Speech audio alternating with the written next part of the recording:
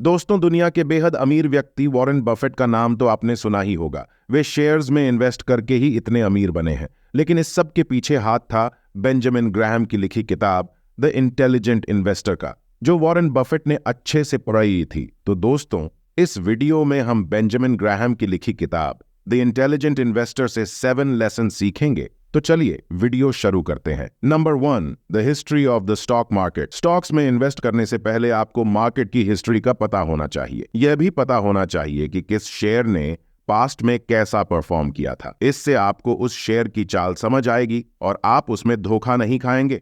जैसे आपको पता होगा कि 2008 में मार्केट क्रैश कर गया था, लेकिन जिन लोगों ने उस समय इन्वेस्ट किया था वे करोड़पति बन गए थे, क्योंकि उन्होंने शेयर्स बहुत कम दामों पर खरीदे थे। ऐसे ही 2019 में कोरोना की वजह से मार्केट क्रैश कर गया था। वह समय भी इन्वेस्ट करने के लिए अच्छा था। कुछ लोगों को नुकसान भी हुआ था, लेकिन अगर वे एवरेज कर लेते, यानी उन्हीं शेयर्स को कम दामों पर खरीद लेते, तो उनका नुकसान फायदे में बदल जाता। तो इस तरह मार्केट हिस्ट्री हमें बताती है कि मार्केट कभी न कभी बुरी तरह से क्रैश करता है।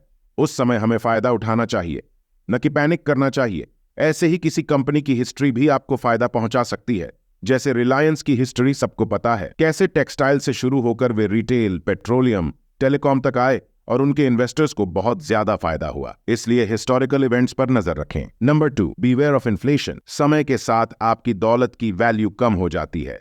जैसे 2000 में मिलने वाले 10,000 और आज के 40,000 बराबर हैं। मतलब आज आपके 10,000 उस टाइम के मुकाबले 2500 की वैल्यू पर आ गए हैं। ऐसा इन्फ्लेशन यानी महंगाई दर के बढ़ने के कारण होता है। अगर आपकी सैलरी 2% इंक्रीज हो जाए तो आप खुश हो जाते हैं, लेकिन अगर इन्फ्लेशन भी 4% इंक्रीज हो जाए तो वास्तव में आपको 2% का नुकसान ही होगा। इसलिए अगर आप पैसा घर पर या बैंक में रखते हैं तो वह समय के साथ ग्रो नहीं करेगा, लेकिन अगर उसे इन्वेस्ट करेंगे तो वह कई गुना बढ़ेगा। जैसे अगर आपने 10 साल पहले 1 लाख का जमीन का प्लाट लिया होगा तो 10 साल बाद वह 10 लाख का हो सकता है, लेकिन वही 1 लाख घर पर रखोगे तो वह 1 लाख ही रहेगा। बैंक में भी थोड़ा सा ही ब्याज मिलेगा। Number 3, stocks overcome inflation partially. Stocks overcome inflation partially. Inflation को सबसे ज्यादा बीट शेयर्स करते हैं और कई गुना रिटर्न देते हैं। लेकिन इन्वेस्ट करने से पहले शेयर मार्केट के बारे में उचित ज्ञान हासिल करना चाहिए।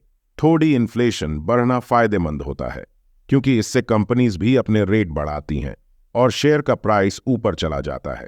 लेकिन बहुत ज्यादा इन्फ्लेशन नुकसानदायक है, क्योंकि इससे महंगाई भी बढ़ जाती है और कंज्यूमर सामान नहीं खरीदते। इससे कंपनी को घाटा होता है और शेयर का प्राइस नीचे चला जाता है। इसलिए शेयर में तब इन्वेस्ट करना चाहिए जब इन्फ्लेशन रेट मिड रेंज में हो, न बहुत ज्यादा हो न बहुत कम। Number 4, age doesn't matter. Investment करने की कोई उम्र नहीं होती। यह किसी भी उम्र में सीखी और शुरू की जा सकती है। इसलिए अपनी उम्र को इसके ऐड ही न आने दें। लेकिन कुछ बातें जरूर याद रखें। एक जवान आदमी को वृद्ध के मुकाबले इन्वेस्टिंग का फायदा ज्यादा मिलेगा, इसलिए जल्दी शुरू करना चाहिए। अगर शादीशुदा नहीं है तो शादी के खर्चे को ध्यान में रखकर इन्वेस्ट कर सकते हैं। अगर आपके बच्चे हैं तो उनकी एजुकेशन या शादी को ध्यान में रखकर इन्वेस्टमेंट प्लान्स ले सकते हैं। इन्वेस्टमेंट के दौरान यह भी दिमाग में रखें कि आप कितने पैसे का नुकसान झेल सकते हैं। Number 5, market volatility is useful. जब मार्केट बहुत ऊपर नीचे होता है उसे वॉलेटिलिटी कहते हैं। बहुत से लोग इससे डर जाते हैं। एक दिन शेयर प्राइस ऊपर जाता है और कुछ दिन बाद नीचे आ जाता है। कुछ लोगों को इससे पैनिक होता है। जब शेयर प्राइस गिरता है तो वे उसे डर के मारे बेचने लगते हैं। इससे उन्हें काफी नुकसान होता है। इसलिए कभी भी पैनिक में शेयर न बेचें। जब शेयर प्राइस नीचे हो तो उसे खरीदें और जब ऊपर चला जाए तो ही बेचें। इस तरह से आप वॉलेटाइल मार्केट में भी पैसा बना लेते हो। Number 6, defensive investing. दोस्तों, इन्वेस्टिंग 2 तरह की होती है, एग्रेसिव और डिफेंसिव। अग्रेसिव में लोग भाग्य भरोसे किसी स्टॉक में बहुत सा पैसा लगा देते हैं। या तो वे करोड़पति बन जाते हैं या रोडपति।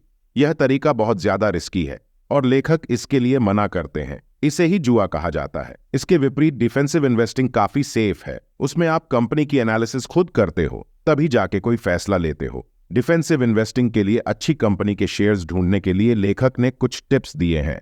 1, हमेशा बीडेडी कंपनी में इन्वेस्ट करें जिसके प्रोडक्ट्स आपने इस्तेमाल किए हों।